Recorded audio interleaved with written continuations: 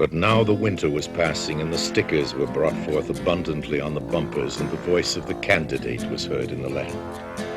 Then the Democrats gathered together their armies to battle at New Hampshire, and the regulars stood on a mountain of the right side, and the dissenters stood on the mountain of the left side, and between was the valley of the Generation Gap. Now there came out of Washington the champion of the regulars, LBJ, whose height was 6 cubits and a span. And when he spake, the young men trembled, for there was a mighty draft. And he stood and cried out to the armies of the dissenters, Wherefore come ye forth to challenge me? Am I not your chieftain? And are ye not servants of the party? Have I not brought you blessings without number? Ye have never had it so good. Then the dissenters spake out, Hypocrite, thou criest, Peace, peace, but there is no peace. The words of thy mouth are as honey, but thy deeds as gall, and thou goest in stiff-necked pride. Wherefore our sons are sacrificed, that thou mayest play Texas Ranger to the world.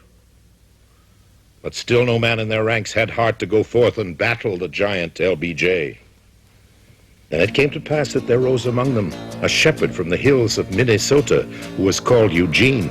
And he cried out, Who is this uncircumcised Philistine, that he should mock the young liberals? I shall smite him in the primaries, and deliver you from his hand, and the little children shall lead me. And the scribes mocked him, saying, Precinct captains hast thou none, nor talents of silver. Lucky thou art to deliver thine own state.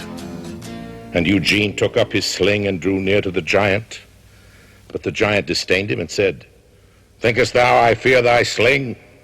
Surely thou knowest I am the mightiest slinger of them all.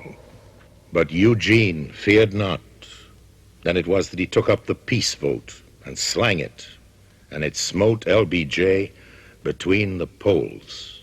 And the giant fell upon his face to the earth, and the land trembled. And the regulars were sore amazed, and they turned and fled. And the dissenters rose and shouted, Eugene, thou art a mighty candidate. Lead us now into convention and deliver us from evil.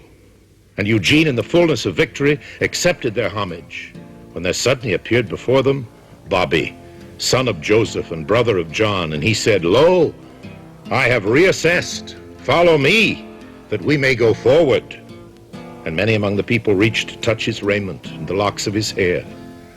And he too was a candidate. Then the fallen giant LBJ raised his head and said, There is a time for war and a time for peace, a time to run and a time to split. Wherefore did Ladybird say unto him, Offer peace to the sons of Ho, and let us return unto the banks of Pedernales, and we shall deposit therein.